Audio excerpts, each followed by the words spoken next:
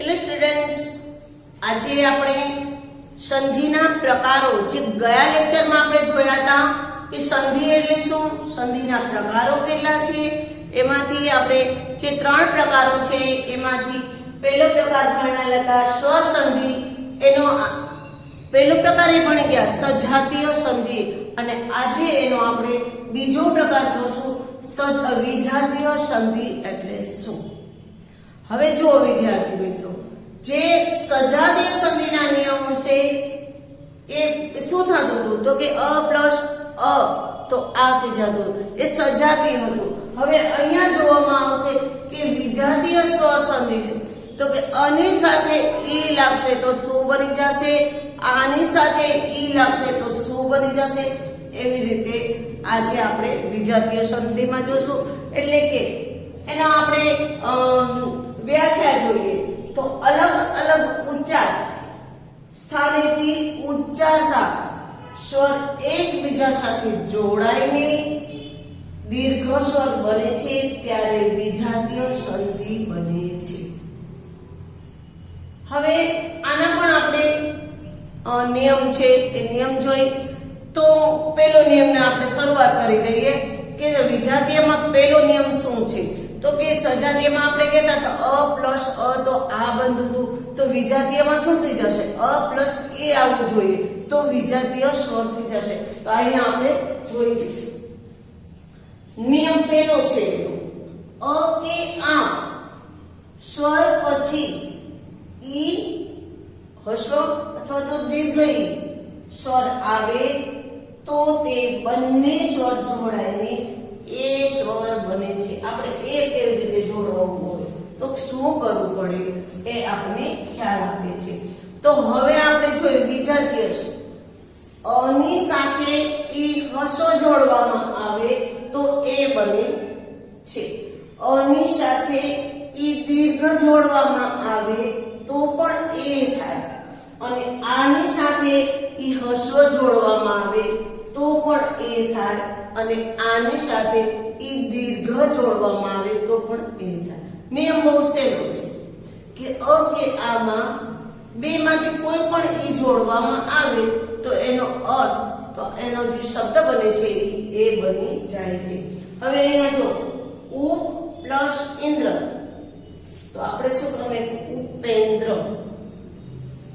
અહીંયા શું કહ્યું આ ઈ છે એ અહીંયા થઈ જશે એટલે આપણે શું કરીએ છીએ ઉપેન્દ્ર. તો આવી રીતે આપણે શબ્દ બનાવ્યો કે ઉપમાં શું આવ્યું તો કે અ આવી ગયો, અને ઇન્દ્રમાં ઈ હસ્વ આવી ગયો. તો આ બે જ્યારે ભેગા થાય ત્યારે એ પ્રત્યય લાગી જાય છે અને અહીંયા ઉપેન્દ્ર એમ બની જાય છે. આ બેનો એક શબ્દ બની જાય છે એ. તો એ છે એ આપણો હલંત શબ્દ પ છે એને લાગી જશે અને અ એ જોઈન્ટ થઈ જશે એટલે અહીંયા આપણે ઉપેન્દ્ર આવી રીતે શબ્દ બનાવી શકીએ છીએ. આવી રીતે આપણે વિજાતીય સ્વર બનાવી શકીએ છીએ. હવે જોઈએ અ પ્લસ ઈ છે દીર્ઘ છે એનો પણ એ થાય તો પ્રાણ પ્લસ ઈશ્વર. તમે હવે સમજી ગયા છો કે પ્રાણ પણ હલંત કરી નાખવાનું એટલે એની સાથે અ આવશે, અની સાથે ઈ જો દીર્ઘ મળે તો પ્રાણેશ્વર બની જાય. હવે અહીંયા જો આ પ્લસ ઈ તો આ ક્યાં આવ્યું તો કે યથા, તો યથામાં આ જોડાયેલું છે અને ઈ છે ઈ હસ્વ છે એટલે એને પણ યથેષ્ટ બની જશે. અને આ પ્લસ ઈ એનો પણ એ બની જાય છે તો રાજા પ્લસ ઈશ તો રાજેશ, મહા પ્લસ ઈશ તો મહેશ, રમા પ્લસ ઈશ તો રમેશ. આવી રીતે આપણે શબ્દ પ્રયોગ કરી શકીએ છીએ. હવે જુઓ જોઈએ કે આપણે એનો બીજા નિયમની વાત કરે છે કે બીજો નિયમ કેવી રીતે બનાવી શકીએ. તો અ કે આ બીજો નિયમ છે અ કે આ સ્વર પછી હસ્વ આવે કે દીર્ઘ આવે તો તે બંને સ્વર જોડાઈને આપણે કયો સ્વર બનાવવાનો છે તો કે ઓ સ્વર બને. પહેલામાં કીધું હતું કે ઈ જોડાય તો એ આવે, અને હવે અહીંયા ઉ જોડાય અ કે આ સાથે તો ઓ સ્વર બને છે. હવે આપણે એનો પણ નિયમ જોઈ લઈએ. ઉદાહરણ જોઈએ અ પ્લસ ઉ તો ઓ, અ પ્લસ ઉ દીર્ઘ તો ઓ, આ પ્લસ ઉ હસ્વ તો પણ ઓ, અને આ પ્લસ ઉ દીર્ઘ તો પણ ઓ થાય છે. એના અહીંયા ઉદાહરણ આપણે જોઈએ તો સૂર્ય, એમાં અ જોડાયેલો છે ય ની સાથે, અને અહીંયા ઉદય તો ઓ આવે છે. તો આપણે એમ કીધું કે એનો ઓ બની જાય છે તો શું થઈ જશે? તો આ જે ઓ છે એનો ઓ બની જાય એટલે અહીંયા સૂર્યોદય આવી રીતે બની જાય છે. તો વિદ્યાર્થી મિત્રો તમને હવે ખબર પડી જશે. જો અ પ્લસ ઉ દીર્ઘ છે અને એનો પણ ઓ થશે તો શું થશે? તો ન પ્લસ ઉઢા. જો અહીંયા ઉ છે એ આ ગયો ન વ ની સાથે અ જોડેલો છે એટલે અ પ્લસ ઉ, તો અ પ્લસ ઉ તો એનો શું થઈ જાય? તો આગળનો જે વર્ણ છે એને ઓ પ્રત્યે લાગી જશે એટલે નવો ઢા. હવે જો આ પ્લસ ઉ તો ગંગા પ્લસ ઉદય તો ગંગોદય. આગળના વર્ણની સાથે આ જેનો ઉચ્ચાર બને છે ઓ, બંને સ્વર જોડાઈને છે અહીંયાથી આ અને અહીંયાથી ઉ, જે બંને સ્વર જોડાઈને ઓ બને છે તે અહીંયા લાગી જશે એટલે ગંગોદય થઈ જશે. પછી આ પ્લસ ઉ બરાબર ઓ તો ગંગા પ્લસ ઉર્મિ. હવે અહીંયા જો દીર્ઘ ઉર્મિ છે તો પણ શું થશે? આની સાથે જો દીર્ઘ ઉ લેવામાં આવે છે તો પણ તેનો ઉચ્ચાર ઓ જ થવાનો છે એટલે ગંગોર્મિ. આ આપણો બીજો નિયમ હતો. હવે આપણે ત્રીજો નિયમ જોઈએ. અ કે આ પછી એ કે ઐશ્વર આવે. અહીંયા જોજો આ ધ્યાન રાખવાનું છે ખાસ. એ કે એ અહીંયા આપણે કીધું ઉ કેવું, અહીંયા એ કે ઐશ્વર આવે તો બંને જોડાઈને શું બની જશે? ઐ બની જશે. અ પ્લસ એ કે ઐ ની સાથે અ કે આ એ કે ઐ બનાવવું છે તો એ કે એ આવે તો ઐ બની જશે. અ કે ઐ આવશે તો પણ ઐ બની જશે, અને આ કે એ આવશે તો પણ ઐ બની જશે, અને આ કે ઐ આવશે તો પણ એ બની જશે. એના પણ આપણે ઉદાહરણ જોઈએ. હિત, હિતની સાથે શું આવ્યું? હિત તો અ જોડાઈ ગયો અને અહીંયા તો એ છે જ એ, તો આ બેનો ઉચ્ચાર આપણે શું કરી નાખવાનો છે? હિતે. તો અહીંયા આપણે હિતે સી તો છે જ સી, આવો શબ્દ નવો શબ્દ બની જશે. તો આવી રીતે આપણે સ્વર સંધિ અને બનાવવાની છે અને જોડવાની છે. હવે અહીંયા જો આ પ્લસ એ તો સર્વદા, દાની સાથે શું આવી ગયું? તો કે આ આવી ગયું છે, આ સ્વર આવે છે અને એની સાથે તો આ પ્લસ એ આવ્યું. જો તો શું બની ગયું? આ પ્લસ એ શું બની ગયું? તો કે અય થયું. તો સર્વદેવ એવો શબ્દ બની જશે. આ પ્લસ એ તો એનો પણ એ બની જશે. મહા પ્લસ ઐશ્વર્ય તો મહેશ્વર્ય આવો શબ્દ બની જશે. આ આપણો ત્રીજો નિયમ છે. હવે ચોથા નિયમમાં આપણે શું બનાવ્યું? અહીંયા જોયું કે ઓ કેવી રીતે, અહીંયા એ કેવી રીતે બનાવાય, અહીંયા ઓ કેવી રીતે બનાવાય, અહીંયા ઐ કેવી રીતે બનાવાય. તો હવે અહીંયાથી ઓ બનાવવાનું છે, કાન અને બે માત્ર. તો અ કે આ સ્વર પછી ઓ કે ઓ આવે તો બંને સ્વર જોડાઈને ઓ સ્વર બને છે. હવે અહીંયા પણ જો અ પ્લસ ઓ તો ઓ, અ પ્લસ ઓ તો ઓ, આ પ્લસ ઓ તો પણ ઓ બને, અને આ પ્લસ ઓ તો પણ ઓ બને છે. એટલે કે ઓ આવે કે ઓ આવે, અ ની સાથે કે આની સાથે તો પણ આપણે જે શબ્દ મળે છે એ ઓ મળે છે. તો અહીંયા જો પેલું અ પ્લસ ઓ છે તો પરમ મની સાથે શું આવી ગયું મ હલંત કરી નાખી એટલે અ આવી અને અ ની સાથે અ ની સાથે શું આવ્યું તો કે ઓ આવ્યો જો અ પ્લસ ઓ તો શું થઈ ગયું ઓધ પરમોધ ઉચ્ચાર એવી રીતે બનાવી નાખવાનો છે આપણે સરસ રીતે આવડી જ જશે હવે અહીંયા જો અ પ્લસ ઓ પેલા ઓ લીધો તો હવે ઓ લેવું છે તો ઉત્તમ પ્લસ ઔષધિ ઉત્તમ પ્લસ ઔષધિમાં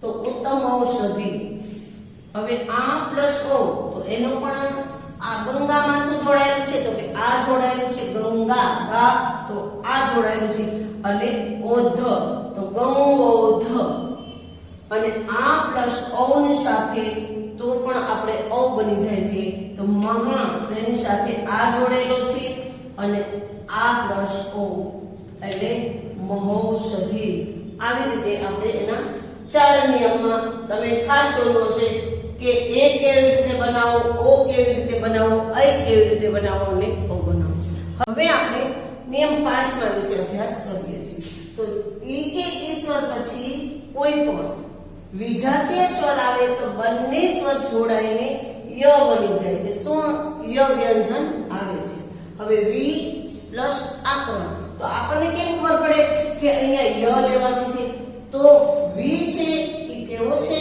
તો કે ઈ હસો આવે છે બરોબર એટલે ત્યાં આપણે હસો લીધો અને અહીંયા છે આ તો આનો શબ્દ શું બની જશે યા બની જશે એટલે વ શું થઈ જશે તો અડધું તો વ્યાકરણ આવી રીતે આપણે આવો શબ્દ બનાવી શકીએ છીએ તો હવે આપણે શું જોવાનું છે કે નદી પ્લસ ઉદક ઉદક તો નદ્યુદક આમાં યુ જોડેલું છે જો તમે આમાં જે ય છે નદ્યુદક પ્રતિ પ્લસ એ તો તી અને એ તો ઈ અને એ આવે છે તો પ્રત્યેક એનો આગળનો જે વર્ણ છે એ હલંત થઈ જશે અને ય લાગી જશે હવે નિયમ 6 વિશે અભ્યાસ કરીએ ઉ કે ઉ સ્વર પછી કોઈ પણ વિજાતીય સ્વર આવે તો બંને સ્વર છે તે જોડાય અને વ શબ્દ બની જશે વ વ્યંજન બની જાય શું બને તો કે વ ત્યારે તેનો ઉચ્ચાર વ કરી નાખવાનો છે હવે જો ઉતુ પ્લસ ઈ તો અહીંયા શું આવ્યું રસ્વ આવ્યું રસ્વ ઉ આવ્યું અને ઈ આવ્યું તો રસ્વ ઉ પ્લસ ઈ તો શું થઈ ગયું તો અહીંયા આપણે કીધું વ બનાવી નાખવાનું તો પૃથ્વી એવો શબ્દ થઈ જશે પછી શું પ્લસ આગત તો સ્વાગત શું એમાં પણ ઉ આવ્યું પ્લસ આ શું બની ગયું તો વ બનાવેલો તો અહીંયા આ બની જશે જે ઉચ્ચારમાં આવતો હોય અ આવતો હોય તો ઈ આવતો હોય તો ઈ પૃથ્વી સ્વાગત તો વ વાવી એવું બની જાય હવે અનુ પ્લસ અય તો અન્વય એવો શબ્દ બની જાય આ આપણે નિયમ 6 સુધી જોયું હવે નિયમ 7મો જોઈએ કે એ અય ઓ ઓ સ્વર પછી કોઈ પણ સજાતીય કોઈ પણ વિજાતીય સ્વર આવે તો બંને સ્વર જોડાઈને અનુક્રમે અય બને આય બને ઔ બને આવ બને એવા પ્રત્યયો બને છે આપણે ઘણી વખત થતું કે અહીંયા તો આવી રીતે છે તો વ કેવી રીતે આવી ગયો અહીંયા આવી રીતે છે તો ય કેવી રીતે આવી ગયો તો આપણને અહીંયા ખબર પડી જશે એ પ્લસ અ તો અય બની જાય અય પ્લસ અ તો આય બની જાય ઓ પ્લસ અ તો ઔ બની જાય ઓ પ્લસ ઈ તો ઔ બની જાય ઓ પ્લસ અ તો આવ બની જાય અહીંયા આવા બધા શબ્દ આપી દીધા છે પ્રત્યયો શું લાગી જાય છે ઓ પ્લસ ઈ તો પણ આવ બની જાય તો હવે એના ઉદાહરણ આપણે જોઈએ કે એ પ્લસ અ છે તો શું થાય સંજે પ્લસ અ તો શું થાય સંજે તો એમાં સંચ પ્લસ એ થઈ જશે જો એ અને પાછો અ આવી ગયો તો એનો આ બેનો ઉચ્ચાર ભેગો થાય ત્યારે આપણે શું કીધું અય બને તો શું બોલવાય? સંચય. સંચય. આવી રીતે એનો ઉચ્ચાર આપણે કરી લેશું. હવે અહીંયા જોઈએ લય પ્લસ અપ. લય પ્લસ અપ છે એમાં અ આવે છે તો લ છે એમાં શું છે તો કે એ છે અને અક છે. આ બે ને ઉમેરી દો એટલે શું થઈ જશે? શું થઈ જશે? યા થઈ જશે એટલે આય થઈ જશે. તો એનો ઉચ્ચાર શું થઈ જશે? લાયક. લ ને શું થઈ જશે? આ થઈ જશે તો લા ય ક. આવી રીતે આપણે શબ્દ બનાવી શકીએ છીએ વિદ્યાર્થી મિત્રો. ત્યાર પછી જો તો ઓ પ્લસ અ. ઓ એટલે હો લખ્યું છે પ્લસ અન એનો ઓ પ્લસ અહીંયા અ આવી જશે. ઓ અને અ તો શું થઈ જશે? ભવન થઈ જશે કારણ કે આપણે અ નો ઉચ્ચાર કરીએ છીએ. ક્યારે? તો કે ઓ પ્લસ અ આવે તો અ તો ભવન અ ઉચ્ચાર કરીએ છીએ. એવી જ રીતે ઓ પ્લસ ઈ આવે તો આપણે શું કરીએ છીએ? અ નો ઉચ્ચાર કરશું તો ગો પ્લસ ઈશ્વર. તો આપણે શું કરશું? ગો ગ વિશ્વ. હવે અહીંયા જો ઓ પ્લસ અ તો શું થઈ જાય? આવ થઈ જાય છે. તો આપણે અહીંયા એનું ઉદાહરણ લઈશું. ઓ ની જગ્યાએ ઓ પ્લસ આવ એમાં આવ્યું તો પાવક. ઓ પ્લસ ઈ તો આવ આવે છે તો નો પ્લસ ઈ તો નાવી એવો શબ્દ આપણે બનાવી શકીએ છીએ વિદ્યાર્થી મિત્રો. હવે નિયમ 8મો જોઈએ. 8મા નિયમમાં જો અ આ પછી રૂ આવે. ઋષિનો રૂ બોલીએ છે એ સ્વર આવે તો બંને સ્વર જોડાઈને અર પ્રત્યય થઈ જાય. અર પ્રત્યય ઉચ્ચાર લાગે આપણે બરાબર. તો અ પ્લસ રૂ તો શું બની જશે? અર. અને આ પ્લસ રૂ તો શું બની જશે? અર. તો બ્રહ્મ પ્લસ ઋષિ તો બ્રહ્મ. મ ખોડો કરી નાખ્યો એ શું આવ્યું? અ પ્લસ રૂ બ્રહ્મર્ષિ. ઓર આવી ગયું ને? આવી રીતે આપણે જોશું તો આપણને ખ્યાલ આવી જશે. આ પ્લસ રૂ પ્લસ અરત થઈ જશે બરાબર. તો રાજા પ્લસ ઋષિ તો રાજશ્રી. હવે અહીંયા આપણે વિજાતીયનો છેલ્લો નિયમ જોઈએ. નિયમ 9મો છે રૂ સ્વર પછી કોઈ પણ વિજાતીય સ્વર આવે તો બંને સ્વર જોડાઈને ર પણ ઉચ્ચાર થાય છે. આમાં અ થાતો તો અ આ પછી રૂ આવે પણ રૂ સ્વર પછી એવો સ્વર આવે. આપણે માતૃ પિતૃ એમ રૂ બોલીએ ને ત્યારે તો માતૃ પ્લસ ઉપદેશ તો માતૃપદેશ અને પિતૃ પ્લસ આજ્ઞા તો પિત્રાજ્ઞા. તો વિદ્યાર્થી મિત્રો આ આપણા વિજાતીયના 9 નિયમો તો વિજાતીય સંધિ, સ્વર સંધિ અને વિજાતીય સંધિ એ આપણે સ્વર સંધિના સજાતીય અને વિજાતીય બે પ્રકાર જોઈ લીધા અને બેના નિયમ પણ જોઈ લીધા. તો આજે આપણે આ વિજાતીયના જે નિયમો છે તે પણ સરસ રીતે કરી લીધા છે એટલે તે નિયમ પણ તમે જોઈ લેજો એટલે આપણને સરસ રીતે સંધિ જોડતા અને છોડતા આવડી જશે. થેન્ક યુ વિદ્યાર્થી મિત્રો.